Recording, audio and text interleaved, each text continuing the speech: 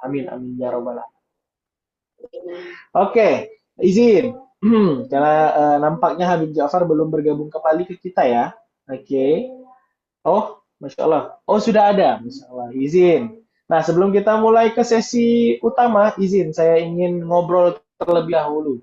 Ini sebelum kita ngobrol sih, saya pengen tahu sih, ini ayah, bunda, abang, kakak semuanya boleh komen di apa namanya di kolom Zoom kita, di chat Zoom kita, dari mana sih asalnya? Gitu. Boleh. Jakarta. Waduh, keren banget dari Bunda Istiani dari Jakarta. Silakan. Kalau saya dari Pontianak ya, wah jauh banget dari Surabaya, Masya Allah. Bukit Tinggi, Sumatera Barat, Masya Allah. Blora, ada Jogja juga, Brebes, Lombok Barat, waduh, Sumatera ya. Lombok itu Sulawesi ya? Iya, Masya Allah. Keren banget, jauh ya. Nah, Bunda Dewi dari Pangkalan Bun, Tanjung Pinang, Kepulauan Riau, Masya Allah. Nah, malam hari ini, Alhamdulillah sudah ada 30 orang yang bergabung pada Zoom kita malam hari ini. Izin, saya ingin membacakan beberapa peraturan sebelum kita mulai sesi pertama kita bersama Habib Jafar Argufi. Yang pertama adalah ayah, bunda, abang, kakak tidak diperkenan untuk open mic seperti itu, atau silakan mematikan mic terlebih dahulu ketika sesi materi dimulai. Oke. Kemudian diperkenankan buat ayah, bunda, abang, kakak semuanya menyiapkan catatan atau pulpen atau note segala macam yang mempersiapkan kita untuk mencatat apapun itu. Agar apa Bang Toto? Agar semua yang disampaikan materi yang bermanfaat bisa tersimpan dengan baik. Karena maklum, kalau hanya dengan telinga saja, wallahu alam, kita manusia tempatnya lupa dan hilaf. Seperti itu. Nah, kemudian dilarang nanti kalau misalnya ada Habib Ja'far yang memang share screen nantinya, misalnya ada yang file materi yang disampaikan beliau, dilarang buat mencoret-oret ya. Biasanya ada tuh yang tiba-tiba pengen ngoret aja tuh, coret-coret aja slide-slide yang sudah disampaikan Habib Ja'far seperti itu. Ada aja, tapi insya Allah kita coba malam hari ini secara kondusif belajarnya ya. Nampaknya itu saja yang bisa saya sampaikan. Insya Allah lanjut saja tanpa berlama-lama lagi karena waktu semakin malam agar tidak mengulur waktu terlalu panjang. Oke, izin saya menyapa Habib Ja'far terlebih dahulu yang sudah dari tadi masuk. Assalamualaikum Habib Ja'far. Waalaikumsalam. Masya Allah. Gimana kabarnya Habib? Alhamdulillah, oke, sehat walafiat. Alhamdulillah. Bertemu lagi ya Habib ya bersama saya Bang Toto dari Pontianak. Ahlan, Masya Allah. alhamdulillah. Tokoh Ya, sudah Pontianak lama. ini. Gimana Habib? Tokoh Pontianak ini. Masya Allah, bukan toko Habib. Ini aja, tim tukang kemas aja nih Habib. Nah, malam hari ini ya Habib, insya Allah kita akan ngebahas sesuatu yang spesial. Karena sesuai dengan tema kita, hati itu nomor cabut, bukan nomor urut. Kalau gitu izin, langsung saya saja. Saya persilakan buat Habib Jafar buat menyampaikan materi. Kepadanya saya persilakan. Ini suaranya jelas ya? Cukup cukup suaranya? Aman insya Allah. Oke. Bismillahirrahmanirrahim. Rabbi syrah li sadri wa yassir li amri wa hlul 'uqdatam min lisani yafqahu qawli. Rabbana zidna ilma warzuqna fahma. Assalamualaikum warahmatullahi wabarakatuh. Waalaikumsalam. Waalaikumsalam warahmatullahi wabarakatuh. Alhamdulillah, salatu wassalamu ala rasulillah, usi nafsi wa iyyakum bitaqwallah. Yang pertama, kita bersyukur kepada Allah malam hari ini dengan majelis Zoom teman-teman dari berbagai macam wilayah dan mancanegara. Insya Allah tidak kurangi sedikit pun eh, keberkahan daripada majelis ini karena dikatakan dalam sebuah hadis Sahih Muslim bahwasanya Allah Subhanahu wa taala berfirman di hadapan para malaikat tentang para ahlul ilmi, para ahlul zikir, orang-orang yang suka hadir majelis ilmu dan majelis zikir. Allah berfirman kepada para malaikat, fa inni ushidukum anni qad ghafartu lahum. Aku bersaksi di hadapan kalian wahai para malaikat, sesungguhnya aku telah mengampuni mereka semua. Kemudian ada malaikat yang tanya kepada Allah, ya Allah, inna fihim rajulan laisa minhum. Ya Allah, itu di antara yang hadir majelis itu ada yang tidak termasuk di antara mereka. Inna maja ali hajah. Dia datang ini karena punya hajat, niatnya bukan murni mau menuntut ilmu ya Allah. Maka dikatakan ulai kaumun ulai kaumun la yashqa minhum jalisuhum. Mereka itu adalah orang-orang yang tidak akan membuat kecewa siapapun teman duduknya.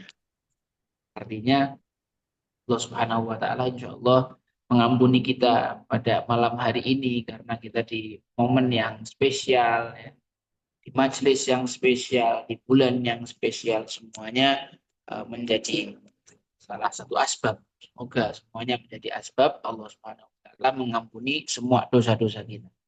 Ala kulli hal, jamaah Anda ingin memulai dengan cerita ringan ya.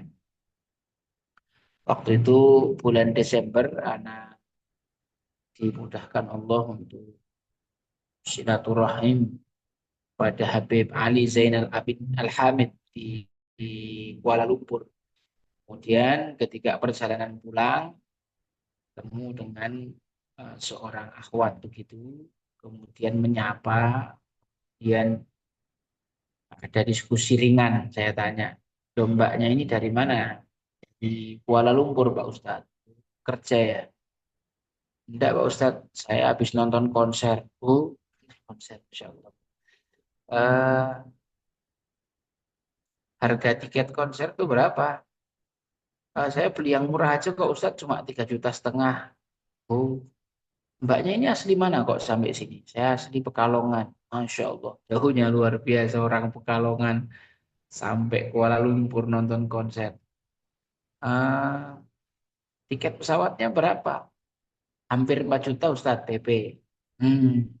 Di sana nginep di tempat teman berarti? Atau di tempat saudara? Enggak Ustadz, kami sewa apartemen. 4 hari 2.800 ringgit. Itu hampir 12 juta. Subhanallah, setelah dihitung-hitung ini banyak sekali ini duitnya. Belum makan dan transport. Terus saya jadi malu sama diri sendiri. Ternyata kita orang ini belum pernah sampai se-effort itu untuk datangi majelis ilmu atau ketemu dengan para ulama. Kemudian saya bilang, wah luar biasa mbaknya ya perjuangannya sekedar untuk nonton apa namanya konser. Pernah enggak effort segitu untuk hadir ke majelis ilmu? Wah, saya jadi malu Pak Ustadz. Saya jadi malu. Saya sebenarnya pengen tobat cuma belum nemu jalannya. Oh ya, insya Allah nanti Mbaknya dapat hidayah, dapat jalan insya Allah. Yang penting jujur, minta sama Allah, nanti dikasih jalan. Pelajarannya, jangan sampai kita kalah sama mereka, orang-orang yang macam-macam tujuannya, bahkan beberapa tidak bermanfaat. Maka dengan kisah ini harusnya menjadi picu bagi kita untuk lebih semangat, lebih nafsu lagi untuk yang namanya hadir di majelis ilmu, mendatangi para ulama dan lain sebagainya. Kemarin bulan Oktober guru kita semua Al Habib Umar bin Muhammad bin Salim bin Hafid datang ke Indonesia, sebuah kehormatan bagi kita semua. Salah satu nasihat yang beliau sampaikan kepada kami adalah begini, beliau membuat sebuah ilustrasi. Orang itu kalau mau ketemu sama tokoh besar, rumit, harus lewat protokoler. Siapapun tokoh itu, mau ustadz, mau artis, mau tokoh politik, jadi tetap harus lewat protokoler. Akan tetapi lain cerita kalau tokohnya itu yang ingin ketemu sama kita. Maka tidak perlu lewat protokol, kita langsung masuk ke ruang VVIP. Itu kurang lebih gambarannya. Dan begitu juga hubungan kita dengan Allah Subhanahu wa taala. Hubungan kita dengan Allah Subhanahu wa taala, kalau kita yang ingin dekat dengan Allah, ya berat. Sholat khusyuk sulit, beramal tanpa riya sulit, mujahadatun nafs sulit. Akan tetapi lain cerita yuhal jamaah, kalau Allahnya yang ingin dekat sama kita. Nah pertanyaannya apa Ustadz tandanya? Kalau Allah itu ingin dekat sama kita. Kata guru kita Habib Umar bin Hafid, tanda Allah ingin dekat dengan hambanya adalah Allah Subhanahu wa taala akan dekatkan dia dengan orang-orang soleh. Jadi kalau kita hari ini diberi kesempatan kenal orang soleh, bisa berinteraksi dekat dengan orang soleh, bisa silaturahmi dengan orang soleh, hati kita diringankan, langkah kaki kita diringankan untuk berinteraksi dengan mereka, maka busyra lana, ya, kabar gembira. Itu tandanya Allah sedang menginginkan kita dekat dengan. Semoga kita termasuk orang-orang yang selalu didekatkan dengan Allah Subhanahu wa Ta'ala. Salawat dan salam kita haturkan kepada uswah hasanah kita, suri tauladan kita, baginda Nabi Muhammad Sallallahu Alaihi Wasallam, yang mana dalam suatu kesempatan khutbah Jumat ada orang Badui, orang pedalaman yang bertanya kepada Nabi Muhammad, ya Rasulullah, mata sa'ah, wahai Rasulullah, kapan kiamat itu? Maka Rasulullah SAW tanya balik, wa madza a'dadtalah? Kau itu tanya kiamat-kiamat, memang kamu sudah persiapan apa? Maka orang Badui tadi mengatakan, ya Rasulullah, saya ini tidak punya amal banyak, kecuali saya ini mencintai Allah dan Rasulnya. Di dalam hati ini, saya mencintai Allah dan Rasulnya. Maka dari atas mimbar Nabi Muhammad SAW bersabda, Almar'u ma'aman ahab. Seorang itu akan dikumpulkan bersama orang yang dia cintai. Maka siapa orang yang kita cintai hari ini? Bisa jadi pasangan kita, orang tua kita, anak kita, saudara kita, orang terdekat kita, atau Rasulullah Shallallahu Alaihi Wasallam, atau para sahabat radhiyallahu anhum. Intinya siapapun orang yang kita cintai hari ini, dengan mereka lah kita akan dikumpulkan oleh Allah Subhanahu Wa Taala, baik itu di dunia ataupun di alam barzah pun di akhirat. Semoga kita yang hari ini Zoom, kita saling mencintai karena Allah, bukan karena yang lain selain Allah. Semoga kita bukan cuma bisa majelis semacam ini di dunia, tapi kita bisa melanjutkan majelis yang semacam ini di surganya Allah Subhanahu wa Ta'ala bersama dengan Rasulullah Shallallahu Alaihi Wasallam. Ala kulli hal, kami mengucapkan jazakumullah khair kepada jamaah semua ini, macam-macam dari mana-mana. Semoga Allah panjangkan umur antum semua, Allah kasih keberkahan buat antum semua. Allah mudahkan urusan antum semua, yang punya Amin. hajat dikabulkan semuanya Amin. subhanahu wa ta'ala. Kemudian Allah bimbing kita semua untuk dekat dan cinta dengan para ulama dan solehin. Jemaah yang dirahmati Allah subhanahu wa ta'ala, berikutnya Al-Fakir akan sedikit berbicara dulu tentang bulan Ramadan dan tujuannya, ya. Bagaimana ayat yang sudah sangat masyhur sekali kita dengar, ya ayyuhalladzina amanu kutiba alaikumusiyam kama kutiba alal ladzina min qablikum la'allakum tattaqun. Ya ayyuhalladzina amanu, wahai orang yang beriman, siapapun yang punya iman, walaupun sebutir biji, seberat biji sawi, saking sedikitnya, tetap termasuk orang yang mendapatkan panggilan dari Allah Subhanahu wa taala. Kutiba alaikumusiyam, furidho alaikum, diwajibkan kepada kalian puasa. Bagaimana umat-umat terdahulu, di umat yang berpuasa bukan hanya umatnya Nabi Muhammad, umat-umat terdahulu juga puasa. Tujuannya apa? La'allakum tattaqun, supaya kalian bertakwa. Takwa itu melaksanakan perintah, menjauhi larangan. Takwa itu juga bermakna takut. Takwa itu juga bermakna hati-hati. Takwa itu juga bermakna merasa selalu diawasi atau muraqabatullah. Nah, salah satu pembelajaran yang terpenting di bulan Ramadan adalah pendidikan muraqabah atau merasa diawasi oleh Allah. Sebagaimana ketika kita sedang berpuasa, tidak ada, saya yakin di majelis ini orang yang kalau umur 5 kali yang keluar cuma sekali gitu kan, insya Allah tidak ada gitu ya. Atau yang kalau pas lagi di rumah sendiri ngemut permen gitu dan lain sebagainya, insya Allah tidak ada. Padahal tidak ada yang mengawasi kita, tidak ada yang melihat kita. Tapi kita meyakini bahwa Allah Subhanahu wa Ta'ala melihat kita. Sayangnya, muraqabah ini hanya dirasa dijalankan di bulan Ramadan saja, ketika siang saja, dan dalam bab makan, minum, dan hubungan suami istri saja.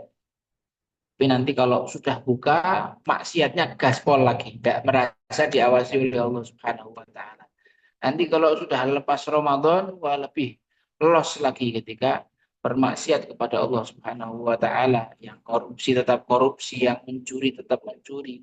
Ketika melakukan kemaksiatan dan kejahatan sama sekali tidak merasa diawasi oleh Allah Subhanahu wa taala. Alhamdulillah, semoga kita termasuk orang yang jaga selalu oleh Allah Subhanahu. Jemaah, ada beberapa poin penting tentang takwa yang ingin Al-Fakir sampaikan. Jadi ini berhubungan dengan judul kita ya. Mati itu jatah. Apa tadi Mas MC? Jadwal cabut atau bagaimana bahasanya? Eh, apa Mas Mati Toto? itu nomor cabut, Oh, bukan ini nomor nomor urut. cabut. Ya, nomor cabut bukan nomor urut ya. Bukan satu, dua, tiga kita dapat nomor urut berapa. Tapi siapa yang dicabut gitu ya. Betul. Oke, beriman terhadap datangnya kematian, tentang adanya alam barzakh dan alam akhirat, ini merupakan salah satu bagian daripada keimanan dan keyakinan orang Muslim. Tentunya eh, kita harus punya pemahaman yang tepat tentang apa sih yang dimaksud beriman kepada hari akhir, meyakini datangnya hari akhir. Poinnya adalah bagaimana kita mempersiapkan bekal untuk menghadapi hari itu. Teman dirahmati Allah, ada sebuah kisah tentang orang Badui, orang pedalaman yang mana dia itu melakukan perjalanan dari pedalaman ke kota Mekah. Buat dia melakukan perjalanan tidak membawa bekal sama sekali, kosongan. Kalau bahasanya orang Jawa itu bonek, ya, bondo nekat, modal dengkul aja. Tidak bawa bekal sama sekali, wala uang, wala barang. Ya, beliau, Pak orang Badui ini ditanya, loh kenapa kok Anda tidak berbekal? Karena saya tawakal. Maka jawaban itu terlihat bagus, cuma Allah tidak setuju. Allah menegur lalu menurunkan ayat wa tazawwadu fa inna khairaz zadi taqwa. Berbekallah karena sebaik-baiknya bekal adalah takwa. Apa pelajaran yang bisa dipetik dari kisah ini? Bahwasanya kalau perjalanan yang pendek dari pedalaman ke kota Mekah saja kita butuh bekal, apalagi perjalanan yang lebih jauh, apalagi perjalanan ke alam barzakh, apalagi perjalanan nanti di hari akhir. Kita ini orang-orang yang menghendaki kematian yang husnul khotimah. Sedangkan kematian husnul khotimah ini bukan gratisan, bukan sesuatu yang ya akhir kita doa terus kemudian wujud begitu. Tidak, kematian husnul khotimah ini disiapkan dengan cara kita mengistiqomai suatu amalan soleh yang kita ingin mati dalam keadaan seperti itu. Apa namanya, hal yang harus kita siapkan. Ada seorang yang naik mobil di jalan tol, ngebut ya, di mobilnya itu full musik. Dan ternyata terjadilah kecelakaan ketika korban ini sedang dievakuasi, yang keluar dari mulutnya ketika sakaratul maut itu lagu-lagu gitu. Lagu-lagu jahiliyah, enggak tahu lagunya Pak Iwak Peye apa-apa gitu. Yang yang yang terus dia lafalkan di mulutnya sampai akhir hayat. Naudzubillah min dzalik, kita tidak berharap mati dalam keadaan seperti itu. Dan di waktu yang lain dikisahkan juga ada seorang yang naik mobil di jalan tol, qadarullah ada kecelakaan, ketika sedang dievakuasi, dia dalam keadaan sakaratul maut, yang keluar dari lisannya adalah ya ayyatuhan nafsul mutmainnah irji'i ila rabbiki radiyatan mardiyah wadkhuli fi ibadi wadkhuli jannati. Insyaallah. Baru setelah selesai wadkhuli jannati, nafas terakhirnya keluar. Meninggal dalam keadaan yang sangat indah. Nah, kita tinggal pilih nih, kita mau mati yang dalam keadaan seperti apa. Nah, tinggal amalan apa yang kita istiqomahi, yang kita ingin mati dalam keadaan seperti itu. Ada satu amalan ringan yang boleh nanti jamaah bawa sebagai oleh-oleh pulang. Ini adalah bagian kecil daripada Ratib Al-Haddad ya, yang dikarang oleh Al-Imam Abdullah bin Alawi Al-Haddad. yang mana di dalam rotibnya tersebut beliau punya satu doa yang pendek, bunyinya ya Allah biha, ya Allah biha, ya Allah bi husnil khatimah. Nah, wirid ini, doa ini saya sering dengar dulu ketika masih kecil, yang baca nenek saya, jidah saya. Jidah saya itu kalau aktivitas sehari-hari ba'da subuh, di antara itu doa yang beliau baca ketika nyapu rumah, ketika gendong cucunya, sering dibisikkan di telinga kita itu ketika masih kecil. Itu doanya nenek saya. Ya Allahu biha, ya Allahu biha, ya Allah bi husnil khotimah. Dan saya menjadi saksi bahwa ketika nenek saya meninggal, beliau dalam keadaan selesai menunaikan sholat tahajud dan meninggal dalam keadaan sujud. Karena memang itulah harian-harian beliau dan memang itulah doa beliau. Barangkali kita bisa istiqomahi doa ini untuk diri kita sendiri sebagai bentuk, kan senjatanya utamanya kaum muslimin itu kan doa ya. Maka dengan doa ini Allah mudahkan kita untuk mati dalam keadaan husnul khotimah. Kemudian Al-Fakir juga punya satu kisah tentang orang yang meninggalnya luar biasa, yang namanya Al-Habib Mahdi bin Syihab. Beliau teman dekatnya Ustadz Abdul Somad. Pernah suatu ketika beliau umroh bareng, ya berdua ini umroh bareng. Kemudian Habib Mahdi pulang duluan qadarullah, sampai di Palembang beliau sakit. Beliau sakit. Sakitnya asma. Beliau bawa ke rumah sakit. Kemudian setelah sekian hari dirawat di rumah sakit, beliau minta izin untuk masuk ke kamar mandi sendiri.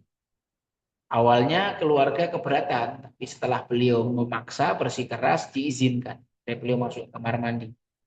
Ya, barangkali setengah jam ada beliau di kamar mandi. Menurut cerita orang yang eh, merupakan salah satu keluarganya. Setengah jaman beliau ada di kamar mandi. Orang sudah berpikir macam-macam, ini apa mati orangnya di kamar mandi. Dan diketuk pintunya, Mahdi, Mahdi. Ada suara dari dalam, iya sebentar. Kemudian beliau keluar dari kamar mandi, orang-orang yang menyaksikan mengatakan beliau dalam keadaan wajahnya sangat terang. Ternyata di kamar mandi tadi beliau mandi sebersih mungkin, beliau wudhu sebersih mungkin. Setelah beliau keadaannya terbaik gitu ya, kemudian beliau keluar ke kamar mandi, dipapah, mau dinaikkan ke kasur. Kemudian suster apa segala macam perawat ini datang mau memasangkan kembali selang, oksigen dan lain sebagainya. Kata beliau, "Eh, udah, tidak usah dipasang lagi. Ini tamu saya sudah datang kok. Ini tamunya sudah datang. Ayo geser, geser, geser. Biar tamunya lewat. Subhanallah. Tamunya ini yang dimaksud adalah malaikatul maut. Yang dimaksud sama beliau malaikatul maut. Malaikat maut itu kalau menjemput orang yang soleh sama sekali tidak menakutkan. Justru penampilannya sangat indah dan menyenangkan. Lain kalau menjemput orang yang suul khotimah, itu sampai matanya mendelik ketakutan tidak karuan gitu ya. Tapi ketika malaikatul maut ini menjemput orang yang soleh, wajahnya indah, beliau senyum menyambut, ahlan wa sahlan, silahkan, ayo sini. Kemudian setelah itu beliau angkat jarinya, asyhadu an la ilaha illallah wa asyhadu anna muhammadar rasulullah. Mamah mana beliau? Mamah mana? Terus uminya Habib Mahdi langsung megang tangannya. Ya nak, mamah ridho sama kamu nak. Mamah bangga sama kamu nak dengan dakwahmu, dan Rasulullah pasti bangga sama kamu. Setelah uminya bilang gitu, beliau langsung meninggal dunia. Masya Allah, nikmatnya luar biasa. Al-Fakir ini sekali sama beliau. Berharap bisa mati seperti itu. Keadaan yang sangat indah. Dan kita pun juga semuanya berharap seperti itu. Tapi ini tidak terjadi tanpa ada satu persiapan. Nah, kalau kita persiapan enak tuh, ketika dipanggil dalam keadaan udah siap gitu kan.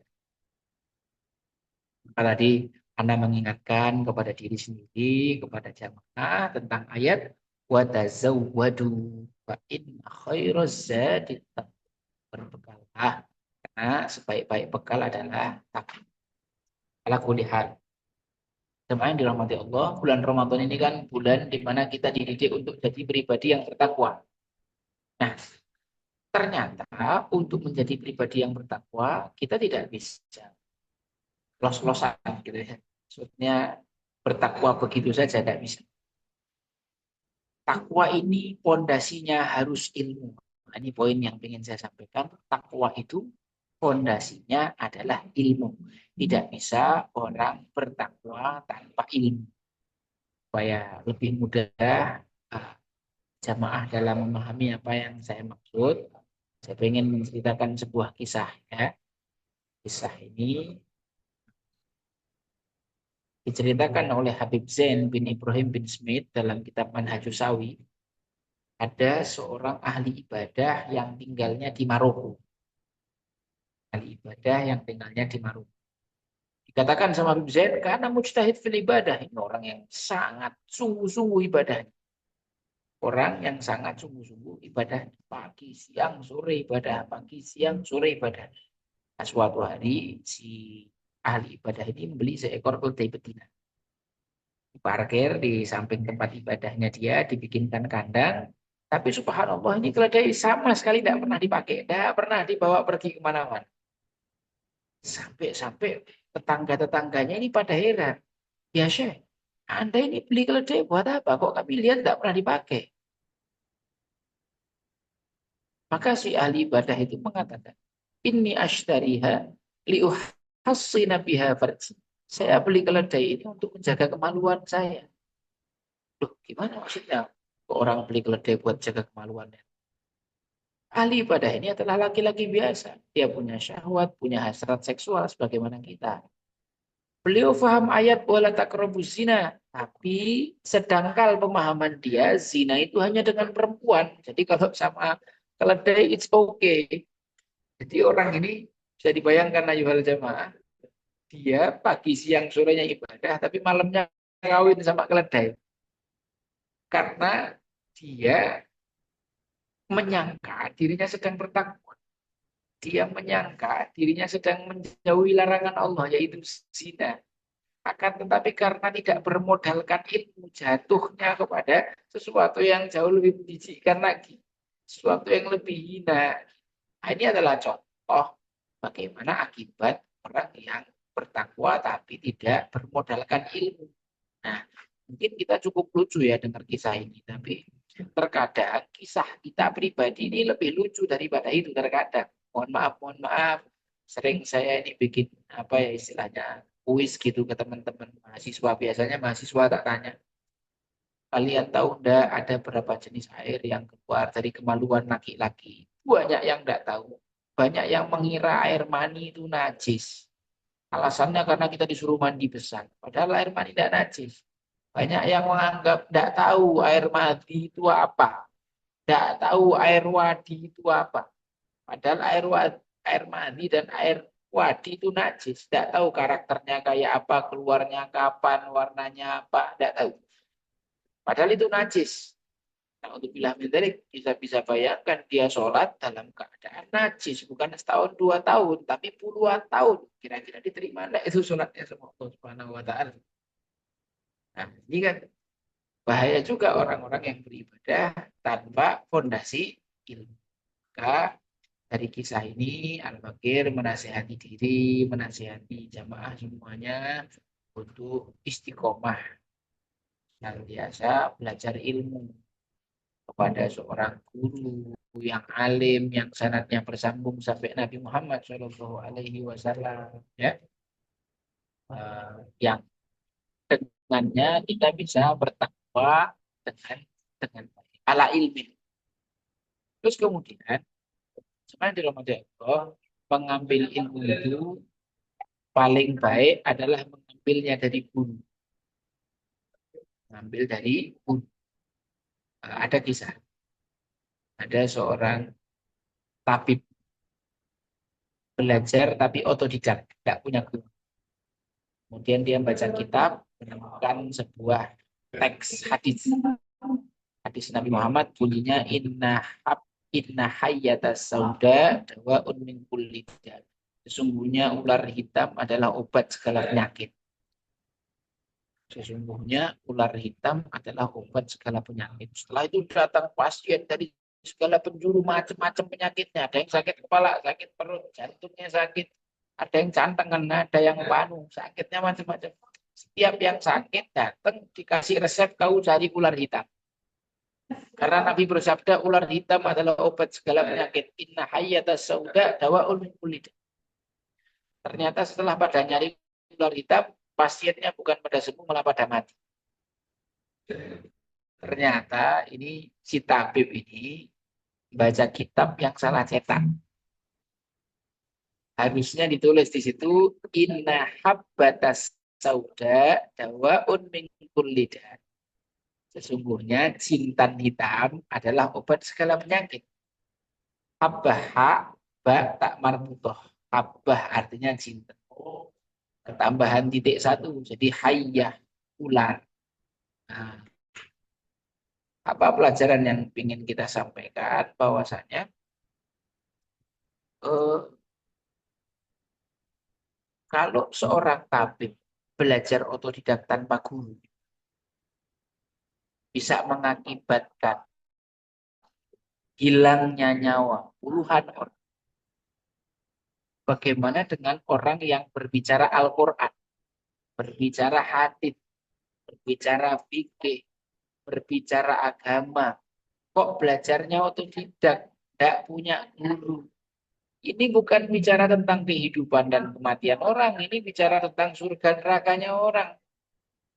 Nah, belajar dari kejadian ini, kita mesti selektif, mesti belajar yang serius. Terutama kita juga harus betul-betul berusaha semaksimal mungkin untuk memilih guru yang baik, sehingga beliaulah yang membimbing kita berjalan menuju Allah Subhanahu wa ta'ala. Sebagaimana Allah berfirman, wa may yudlil falan tajida lahu waliyyan mursyida.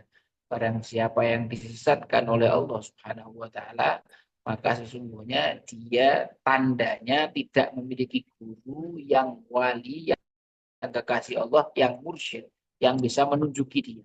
Berarti logika dibalik dari ayat itu, orang-orang yang ingin diberi oleh Allah hidayah, maka tandanya dia akan dipilihkan Allah seorang guru. Allah akan memberikan dia guru.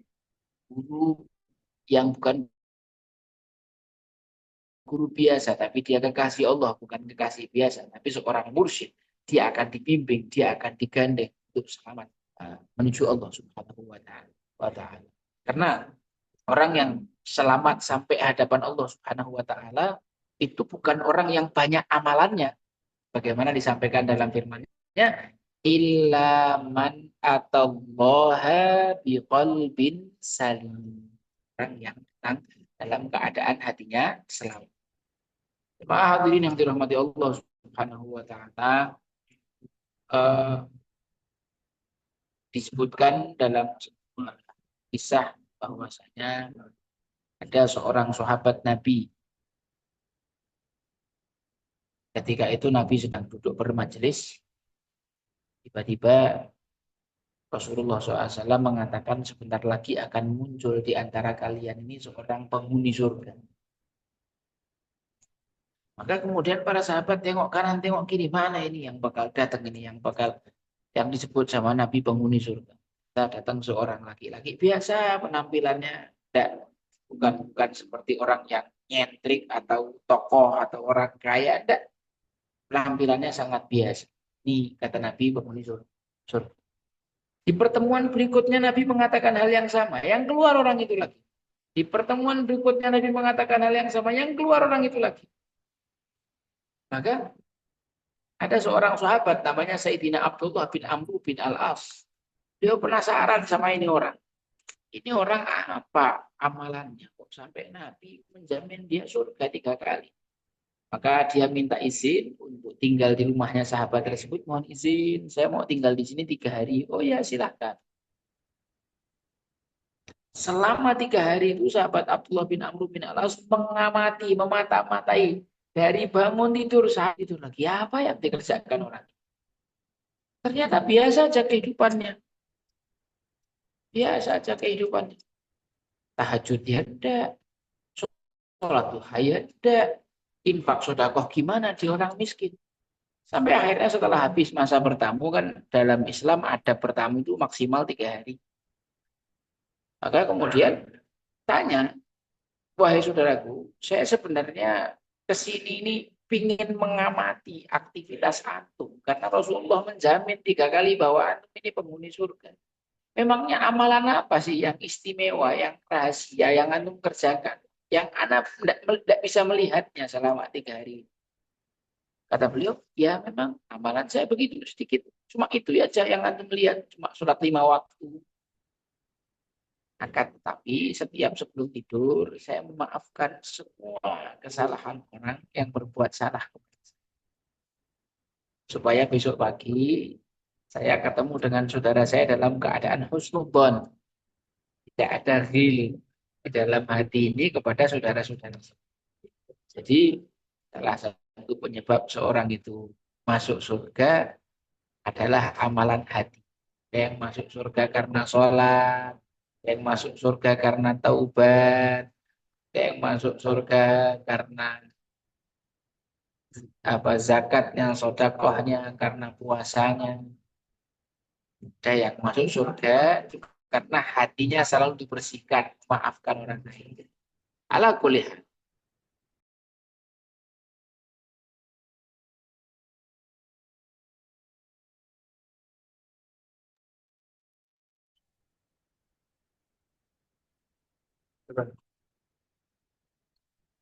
Izin sebentar, jemaah.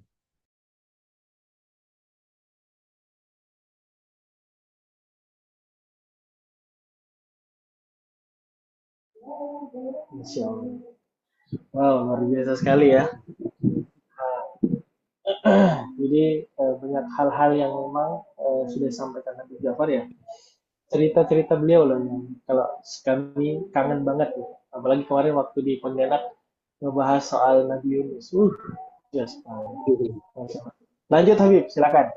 Ya, hadirin jamaah sekalian yang semoga senantiasa dirahmati oleh Allah Subhanahu wa taala. Eh, Rasulullah Shallallahu alaihi wasallam mengatakan kuntu nahaitukum 'anis ziyaratil kubur fazuruha. Dulu aku itu melarang kalian untuk ziarah kubur, tapi sekarang berziarahlah. Artinya Nabi malah memerintahkan kita untuk berziarah. Kenapa dulu dilarang? Karena kondisinya waktu itu keimanan para sahabat, tauhidnya belum kuat. Tapi sejak agama ini semakin kuat, maka Rasulullah SAW bahkan memerintahkan para sahabat untuk berziarah. Yang mana ziarah kubur itu fungsinya adalah untuk dzikrul maut. Orang yang cerdas adalah orang yang banyak mengingat kematian. Salah satu tujuan daripada ziarah kubur adalah kita berusaha untuk selalu ingat mati. Ziarah kubur ini adalah sesuatu yang luar biasa. Ada satu kisah ya, ini anak ngalami sendiri waktu itu bulan Agustus. Qadarullah dimudahkan oleh Allah bisa berangkat ke tanah suci, tapi sebelum ke Haramain kita mampir dulu ke Turki.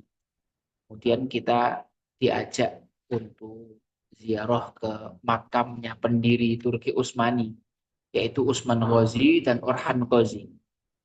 Kami sampai di bursa, kemudian naik ke bukit, di situ ada makamnya pendiri Daulah Turki Utsmani, Utsman Ghazi dan Orhan Ghazi. Itu kuburannya itu ada kubahnya gitu, ada kubahnya. Kemudian kita masuk, di dalam itu ada beberapa kuburan yang uh, besar-besar dan sangat luar biasa gagah. Kita masuk itu bisa sampai merasakan kegagahannya ya. Bisa merasakan haibahnya yang luar biasa.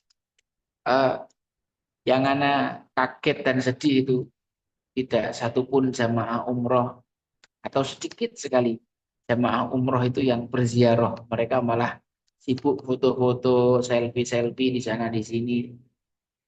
Tidak punya hajat untuk ziarah kepada makam-makam orang soleh tersebut.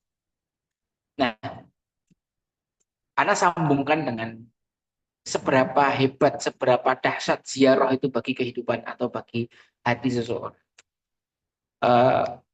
Utsman Ghazi adalah pendiri Turki Utsmani. Beliau punya anak namanya Orhan Ghazi, yang nanti anak ketujuh daripada atau keturunan ketujuh daripada pendiri Turki Utsmani ini adalah seorang pemimpin yang sangat fenomenal yang kita sangat kenal namanya Muhammad Al-Fatih.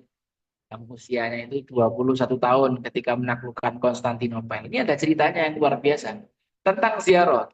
Jadi Muhammad Al-Fatih ini datang ke Konstantinopel membawa 250.000 pasukan. Dia sangat berambisi menaklukkan Konstantinopel karena sejak kecil ibunya itu selalu selalu memotivasi dia. Wahai Muhammad, nabimu bersabda, la tuftahannal Konstantiniyah, fala ni'mal amiruha, fala ni'mal jais dalikal jais. Wahai anakku, kata nabimu, kota Konstantin akan dibuka, akan dimenangkan. Sebaik-baik pemimpin adalah pemimpin penaklukan itu. Sebaik-baik pasukan adalah pasukan penaklukan itu. Wahai anakku, sudah 800 tahun ini sejak nabimu bersabda demikian, tapi belum terwujud. Apakah kamu rela kalau nabimu dikatakan pendusta? Itu yang membakar semangat Muhammad Al-Fatih dari sejak kecil. Beliau persiapkan sampai di usia 20-an tahun beliau membawa 250.000 pasukan kaum muslimin untuk menyerang Konstantinopel dengan armada yang besar, meriam yang terbesar. Ternyata menaklukkan benteng Konstantin ini tidak mudah. Mau loncat tidak bisa, jebol pintunya tidak bisa, gali lewat bawah tidak bisa, lewat laut tidak bisa. Pengepungan sudah 40 hari, disebutkan pasukan beliau yang sudah syahid 125.000 orang. Sudah separuh yang gugur di medan pertempuran.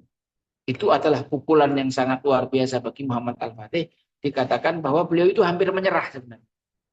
Beliau udah stres, beliau mengurung diri di tendanya selama 3 hari 3 malam, tidak mau ketemu siapapun, tidak mau diganggu siapapun, tidak mau ngomong sama siapa. Sampai di hari keempatnya, guru spiritualnya ya, Syekhul Murabbinya Muhammad Al-Fatih, namanya Syekh Aksam Sudin, itu minta izin masuk. Oh ya anakku, saya mau masuk. Terus dikasih izin masuk, silahkan Bu. Apa yang bisa saya bantu? Tadi malam saya bermimpi ketemu dengan Sayyidina Abu Ayyub Al-Ansari, seorang sahabat Nabi Muhammad SAW yang rumahnya pertama kali disinggahi oleh Rasulullah. Sahabat yang sangat takzim, mencintai dan menghormati Rasulullah. Seorang yang tidak mau lagi makan bawang sejak tahu Rasulullah tidak mau makan bawang. Sebenarnya dia dan keluarganya suka, tapi beliau tinggalkan itu karena cintanya kepada Rasulullah. Sayyidina Abu Ayyub adalah orang yang mendengar langsung hadis Nabi la tuftahannal Konstantiniyah. Dan Sayyidina Abu Ayyub di usia 80 tahun ikut berperang di barisan Khalifah Muawiyah untuk menaklukkan Konstantinopel walaupun gagal. Dan ketika itu beliau terluka, sakit, lalu beliau minta tolong makamkan aku sedekat mungkin dengan benteng Konstantinopel. Benar, setelah itu Sayyidina Abu Ayyub dimakamkan dekat sekali dengan benteng Konstantinopel. Nah, makam inilah yang 800 tahun berikutnya Muhammad Al-Fatih diajak, dituntun sama gurunya, ini makamnya Sayyidina Abu Ayyub. Alhamdulillah kemarin kami dan istri dikasih kemudahan oleh Allah untuk bisa ziarah walaupun harus pisah dari rombongan karena tidak masuk jadwal turis gitu ya, tidak masuk jadwal agendanya. Cuma kita memaksa untuk bisa datang ziarah ke makamnya Sayyidina Abu Ayyub Al-Ansari. Nah, ketika ada di depan makamnya Sayyidina Abu Ayyub Al-Ansari, dadanya Muhammad Al-Fatih itu terbakar.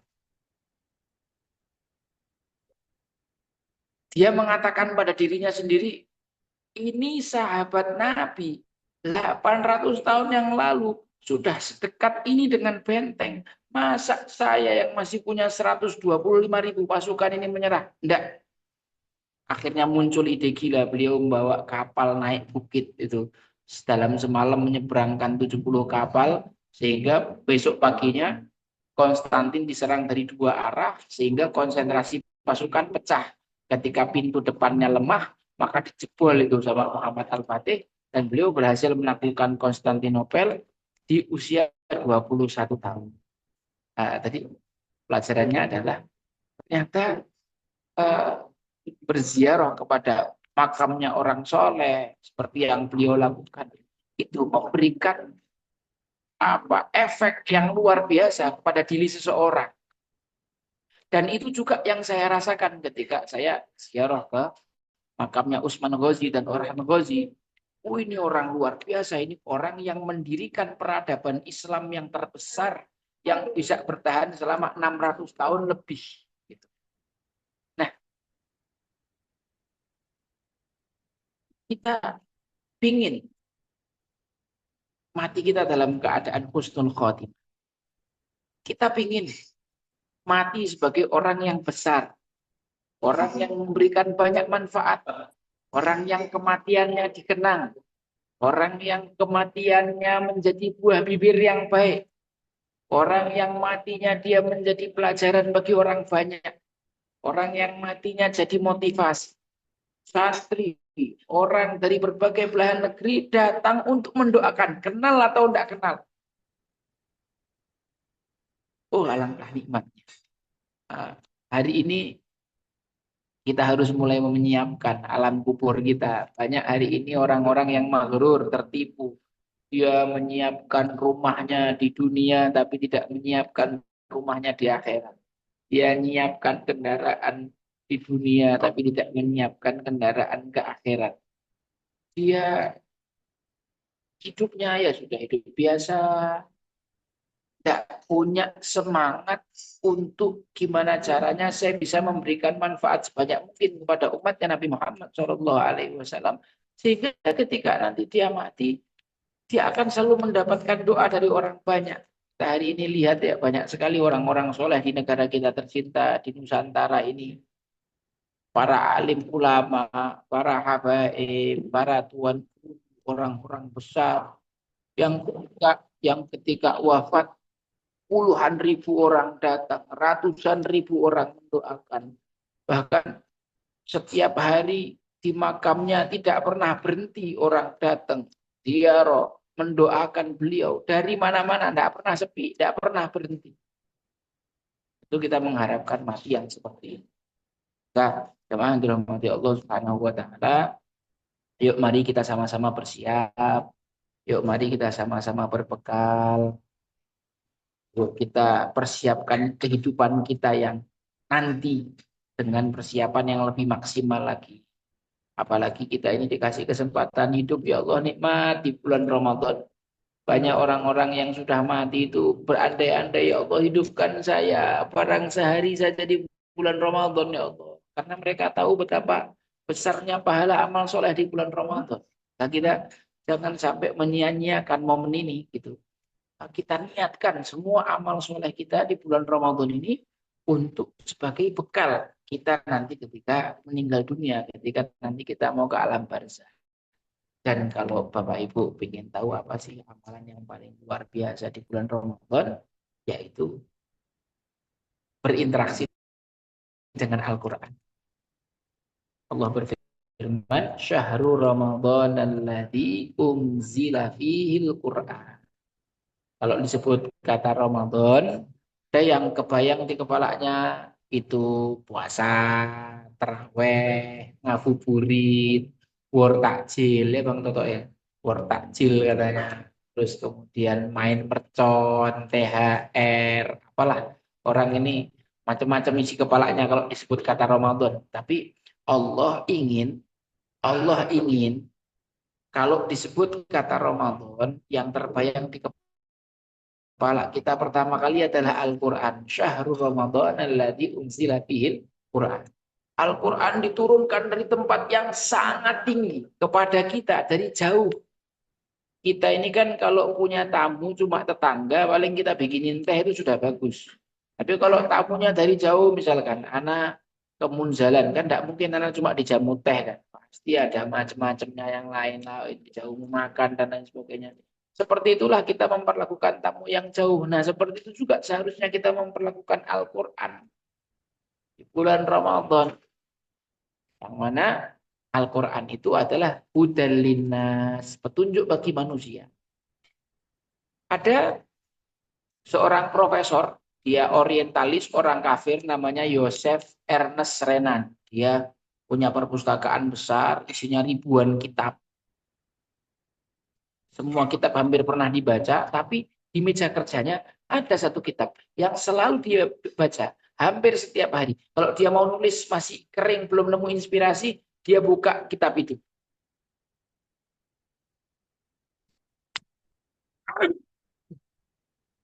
Alhamdulillah. Kitab itu adalah Al-Quran. Jadi orang kafir bisa mendapatkan hidayah dari Al-Quran. Masalahnya apa dengan kita yang orang Muslim, kok malah justru tidak mendapatkan hidayah itu daripada Al-Quran. Hudal linnas. Anak ngasih gambaran tentang hudal linnas itu seperti seorang musafir, dia punya unta, punya makanan, punya minuman, bekal yang banyak, tapi tersesat sendirian di padang pasir, tidak tahu kompas, tidak tahu kira-kira bagi dia apa sih yang paling dia butuhkan. Yang paling dia butuhkan adalah petunjuk. Di dunia ini banyak orang yang hartanya banyak, rumahnya mewah, kendaraannya mewah, tapi dia bingung dalam menjalani kehidupan. Dia tidak bahagia, dia stres. Karena dia tidak mendapatkan petunjuk dari Allah Subhanahu wa taala. Maka bulan Ramadan ini adalah bulan interaksi dengan Al-Qur'an. Nah, ayo kita maksimalkan momen ini, momen bulan Ramadan ya. Kita maksimalkan semaksimal mungkin untuk berinteraksi dengan Al-Qur'an. Karena apa namanya? Kualitas Ramadan kita ditentukan dengan sebagus apa interaksi kita dengan Al-Quran. Kalau hubungan kita dengan Al-Quran baik, berarti Ramadan kita berhasil. Kalau apa hubungan kita dengan Al-Quran tidak baik, ya siap-siap premi tahun depan itu pun kalau masih hidup kan gitu. Dan pesannya adalah ketika berinteraksi dengan Al-Quran bukan sekedar membaca, tapi mentadaburinya, direnungi. Kita datang membawa masalah, kita datang sambil mengatakan dalam hati, ya Allah saya punya masalah, tolong bantu saya menyelesaikan masalah, kasih saya solusi. Nah,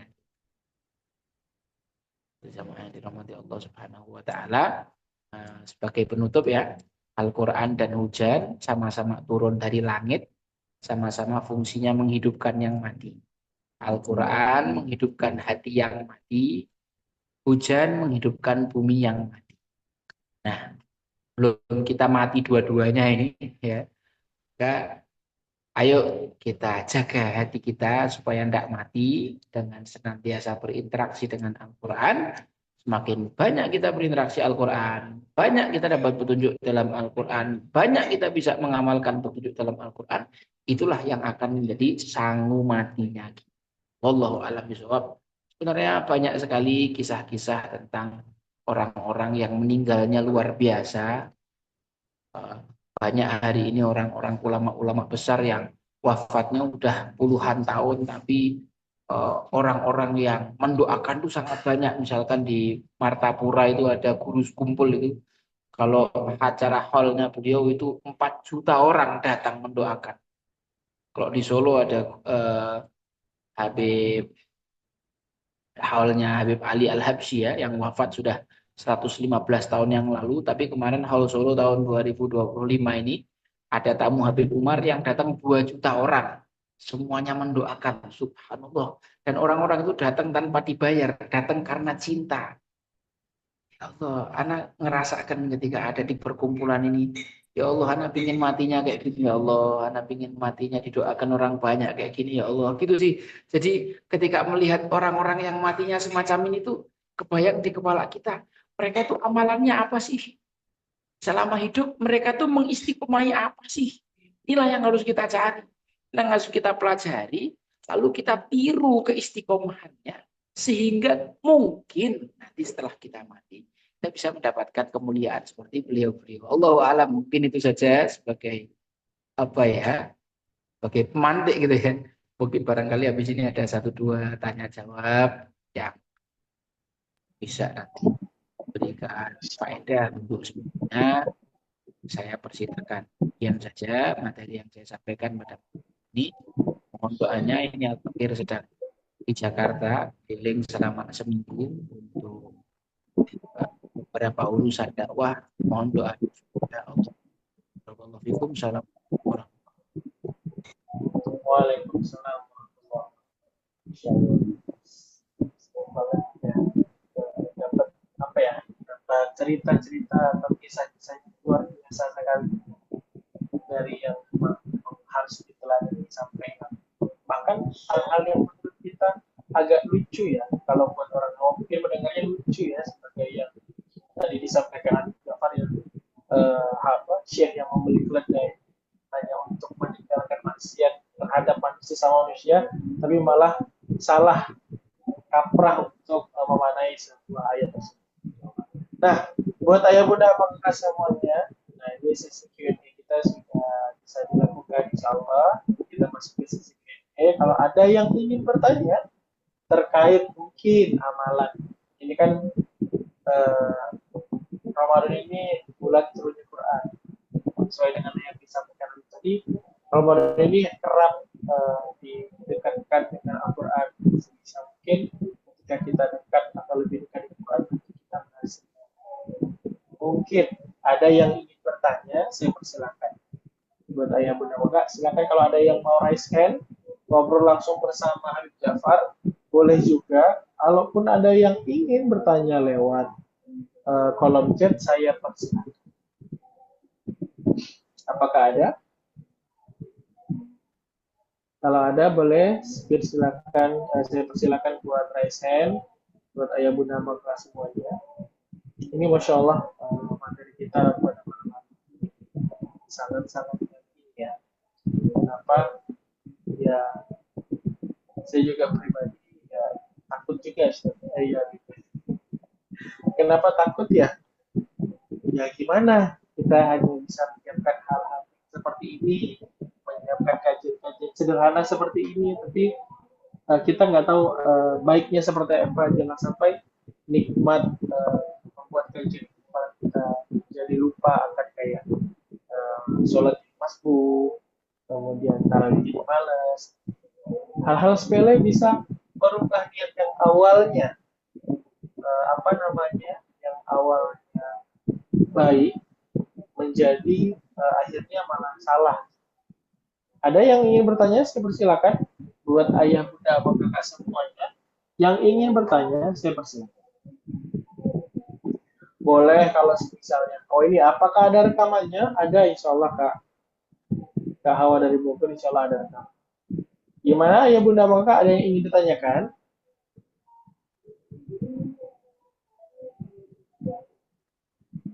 Jangan malu-malu ya.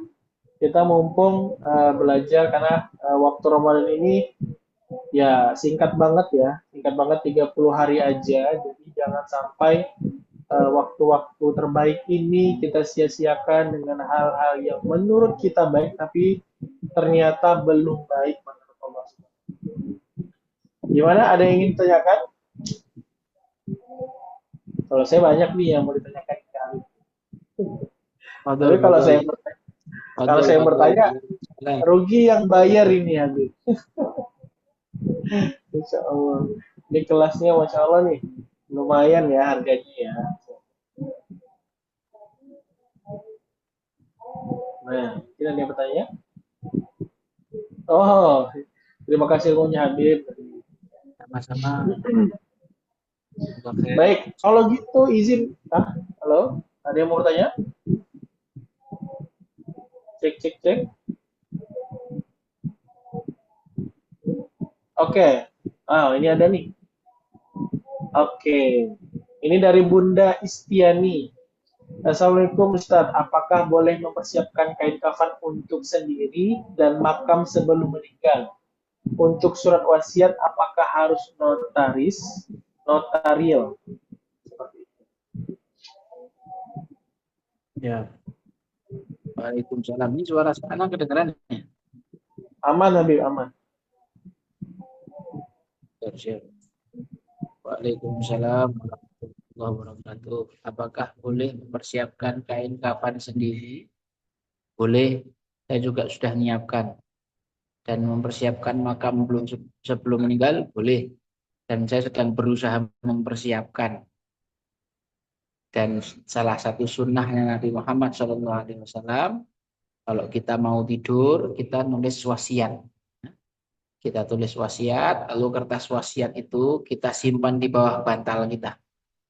Supaya kalau kita meninggal, amanah-amanah yang belum kita tunaikan bisa kita tunaikan.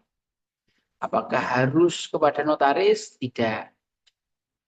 Kecuali kalau memang kita rasa ini penting, urusannya besar, masalah harta, jadi dikhawatirkan terjadi perselisihan dan lain sebagainya, maka tidak mengapa ketika disampaikan kepada notaris untuk pengamanan saja. Wallahu a'lam bishawab. Terima kasih pertanyaannya Ibu. Masya Allah. Boleh ya Bunda ya. Saya juga pengen beli, tapi insya Allah nanti kelak nih Habib ya. Jadi insya Allah sesi nanti untuk di Murabi, insya Allah kita juga akan menyiapkan nanti baju terakhir Habib. Kalau di kita insya Allah akan ada, tapi belum sekarang ya. Kalau meninggal, bagaimana dengan hutang dagang di perusahaan? Oh ini ada lanjutan pertanyaan.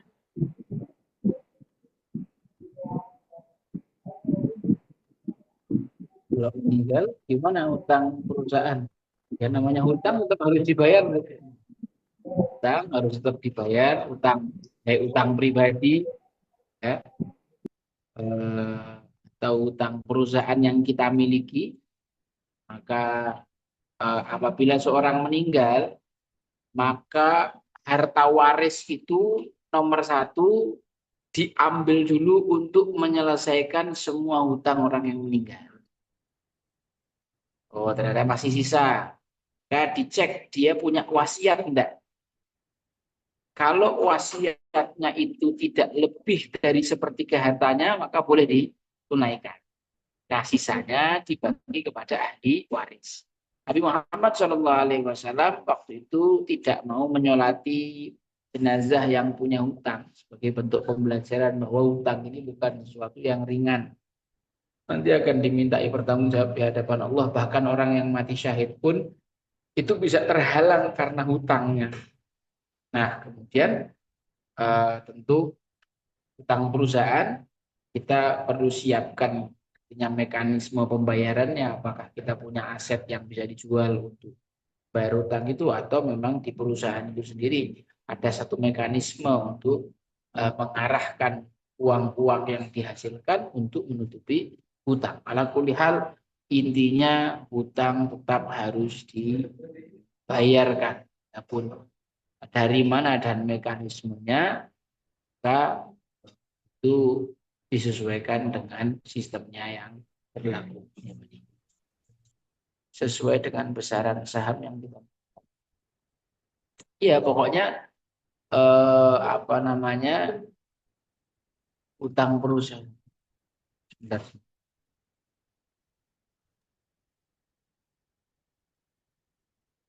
Ya, yang tadi kan pertanyaannya Ibu, kalau ibunya meninggal terus punya utang dagang kan kayak gitu. Maka ya yang berkewajiban membayar adalah uh, ibu sendiri, apa maksudnya orang yang punya tanggungan hutang itu. Nah, kalau memang apa namanya perusahaan itu memang punya mekanisme untuk membayar hutang itu ya dibayar sesuai dengan ketentuan yang berlaku. Wallahu a'lam. Gimana kalau utang janji? Semua hutang harus ditunaikan. Semua hutang harus ditunaikan. Janji adalah janji. Ya kita harus berusaha semaksimal mungkin untuk menepati. Karena kalau tidak ditepati orang akan ditanya sama Allah Subhanahu wa taala nanti di hari kiamat. Dan eh, menepati janji itu merupakan karakter seorang muslim. Nabi Muhammad seperti itu ya. Nabi Muhammad adalah orang yang paling pantang mengingkari janji. Kalau tidak berani menepati, jangan buat janji. Rasulullah SAW pernah nunggu 3 hari di satu tempat karena beliau janjian sama orang di situ. orang yang janjian sama beliau lupa. Beliau nunggu di tempat itu 3 hari. Sampai akhirnya orang itu ingat, astagfirullahaladzim, Anda punya janji sama Nabi. Maka Nabi dicari di mana-mana tidak ketemu, ternyata ketemunya di tempat di mana orang itu janjian sama Nabi. Beliau bilang, kau menyusahkanku, kau janjian sama aku udah nunggu kau di sini 3 hari. Itu sebegitunya Rasulullah Shallallahu Alaihi Wasallam itu dalam memegang janjinya. Kalau kita ini kan ya Allah ringan-ringan kali kita masalah janji. Ya insya Allah gini loh kok nggak ditepati kan kemarin aku bilangnya insya Allah seakan-akan insya Allah ini tameng untuk membatalkan janji repot repot dan orang-orang yang tidak menunaikan janjinya itu termasuk tanda-tanda daripada orang-orang munafik ya. Ayatul munafik kita latun idza hadatsa kadzaba wa idza wa'ada akhlafa. Kalau janji dia tidak menepati. Semoga Allah jauhkan kita dari penyakitnya orang munafik. Semoga kita termasuk orang yang bisa mengikuti Nabi Muhammad selalu menunaikan janji. Wallahu a'lam.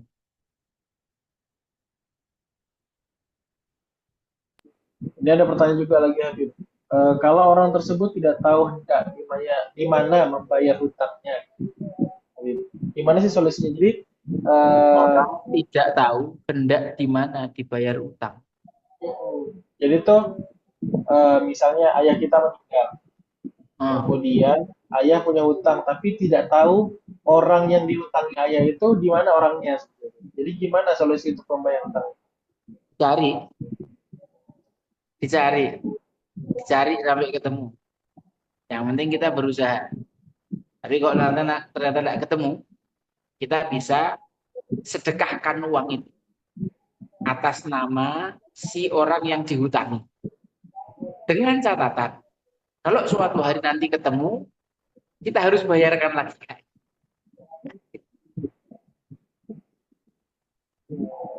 Alhamdulillah.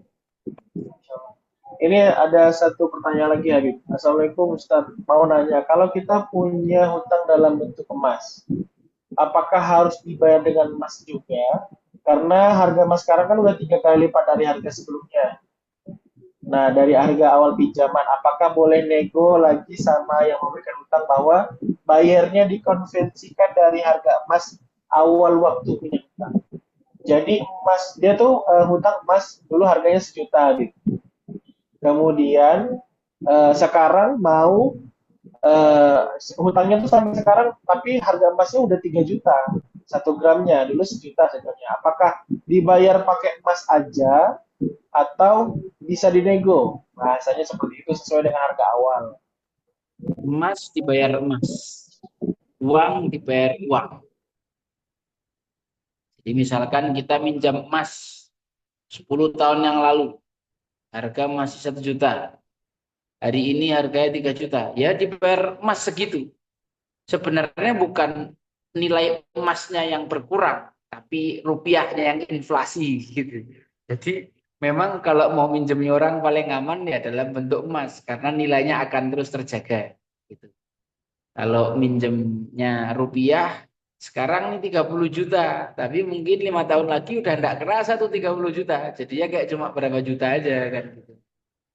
Bahkan belakangan ini juga Al-Fakir pinjam meminjam dengan seorang kawan itu dalam rangka menjaga nilai dalam bentuk emas dan tidak ya pokoknya saya hutangnya emas sekian gram ya dibayarnya segitu tidak peduli berapa konversi rupiahnya tidak ada soal dengan rupiahnya kita kembalikan dalam bentuk emas. Wallahu a'lam.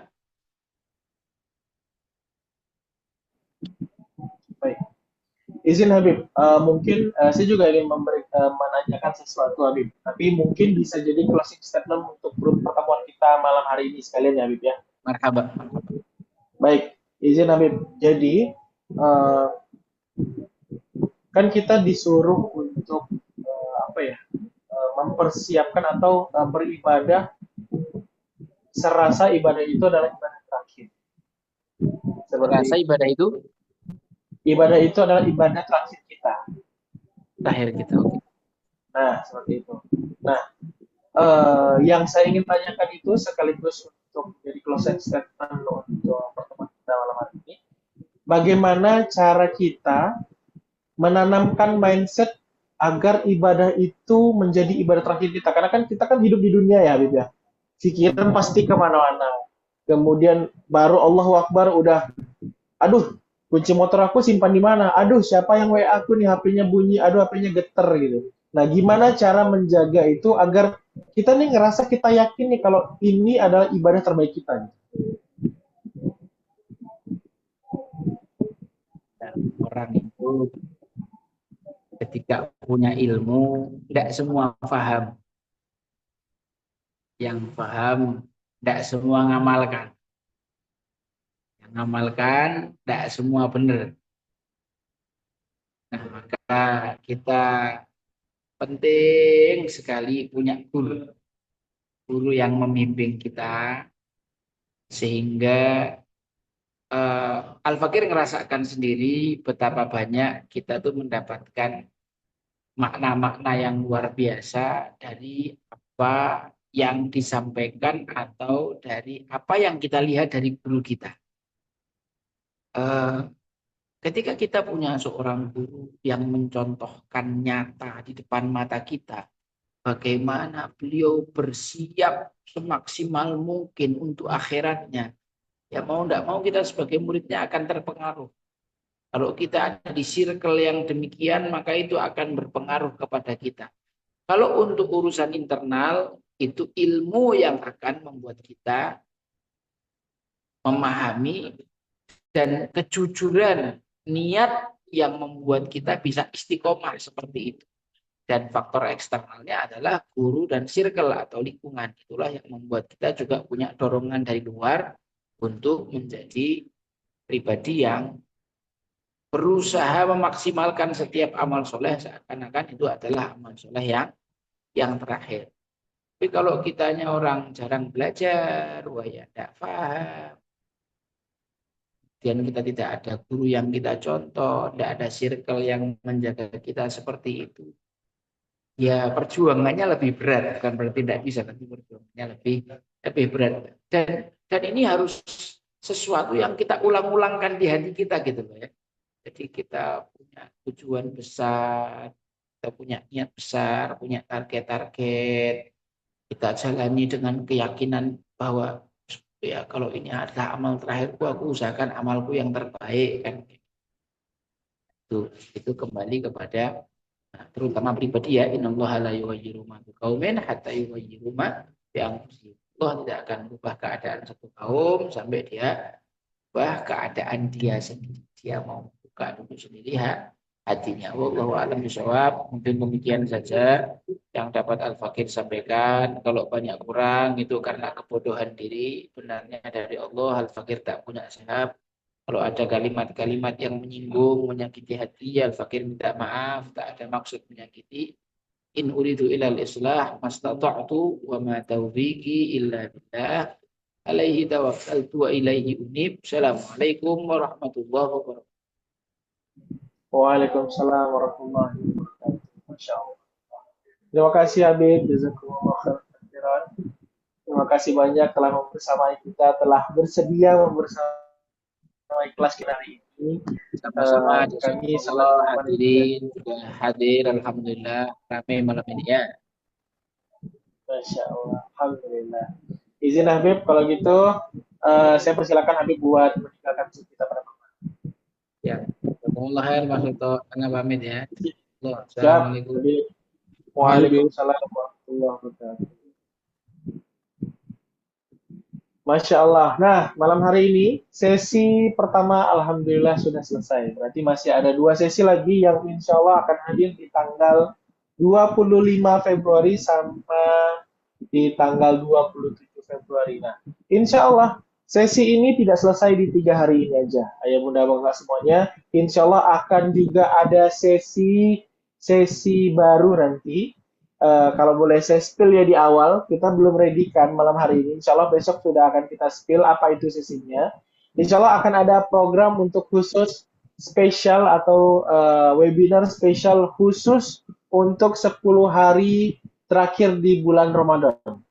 Jadi jangan sampai ketinggalan. Insya Allah sesinya akan tidak apa ya, tidak kalah menarik dan lebih premium pastinya daripada sesi yang saat ini. Jadi ditunggu saja ya. Dan insya Allah nanti akan ada informasi-informasi lagi dari tim admin dan besok akan ada diinformasikan secara detailnya. Baik, terima kasih banyak buat malam hari ini. Saya selaku pemandu acara mohon maaf atas segala kekurangan. Kami segalaku panitia mohon maaf atas ketidak apa namanya kayak tadi itu bahasanya itu sudah ready tapi ternyata ada kesalahan teknis. Kami mohon maaf atas segala kekurangan itu karena yang baik-baik datangnya dari Allah Subhanahu wa taala, yang buruk-buruk dari saya pribadi. Kami mohon maaf atas segala kekurangan. Terima kasih banyak. Kita tutup sama-sama pertemuan malam hari ini dengan membaca hamdalah. Alhamdulillahirabbil alamin dan disempurnakan dengan doa kafaratul majelis. Subhanakallahumma wa bihamdika asyhadu alla ilaha illa anta astaghfiruka wa atubu ilaik. Akhir kata, Assalamualaikum warahmatullahi wabarakatuh. Terima kasih banyak. Warahmatullahi wabarakatuh. Terima kasih. Sampai bertemu besok hari. Ya Allah, amin.